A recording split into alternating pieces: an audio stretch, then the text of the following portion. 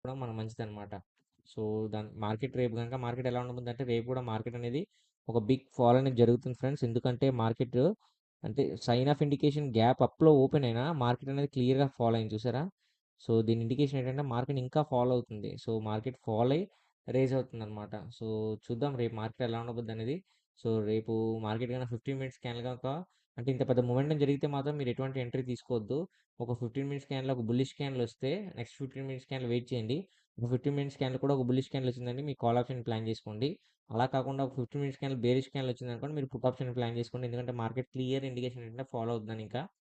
So, ఓకేనా friends. ఇంకా మార్కెట్‌లో మన సపోర్ట్ అండ్ రెసిస్టెన్స్ లెవెల్స్ నేను వీడియో ఎండ్‌లో పెడతాను. మీరు స్క్రీన్‌షాట్ తీసుకోండి.